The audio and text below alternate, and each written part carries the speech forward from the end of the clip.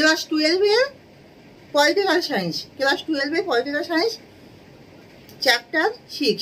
তোমরা সবাই মন দিয়ে শোনো আর সবাই দেখো, সবাই লাইক অ্যান্ড সাবস্ক্রাইব দাও, সবাই লাইক অ্যান্ড সাবস্ক্রাইব দাও। মার্কিন রাষ্ট্রপতি হলেন কে? তিনি কিসের প্রধান? তিনি সাংবিধানিক ও প্রকৃত প্রধান। একটি বহু পরিচালক শাসক ব্যবস্থার উদাহরণ হলো কি? সুইজারল্যান্ড। অর্ডিন্যান্স জারি করার ক্ষমতা আছে কার? শাসন বিভাগের। পশ্চিম সংঘের আইন কক্ষ রয়েছে কয়টি? একটি। মার্কিন যুক্তরাষ্ট্র আইনসভার উচ্চকক্ষের নাম কি? সিনেট। সবচেয়ে শক্তিশালী বিচার বিভাগ রয়েছে কোথায়? মার্কিন যুক্তরাষ্ট্রে। মার্কিন রাষ্ট্রপতির কার্যকালের মেয়াদ কত বছর? 4 বছর।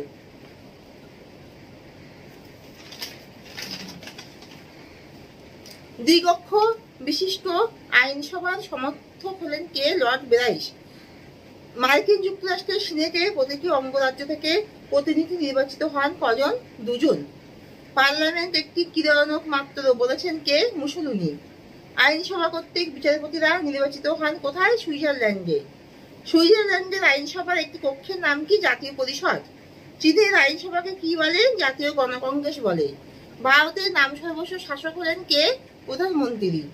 আইনসভার জননী বলা হয় কাকে? ব্রিটিশ পার্লামেন্টকে। দ্বিকক্ষ বিশিষ্ট আইনসভার প্রথম চালু হয় কোথায়? ব্রিটেনে।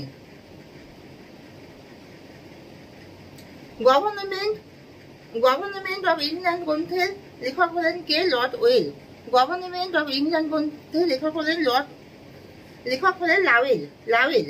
ব্রিটেনের পার্লামেন্টের উচ্চকক্ষ লোকসভাকে বিত্তশালীদের দুর্গ বলেছেন কে? রামসে মুর। ভারতের জরুরি অবস্থা জারি করা হয় কত সালে? 1975 সালে। ব্রিটিশ পার্লামেন্টের নিম্নকক্ষের নাম কি? কমন্স সভা।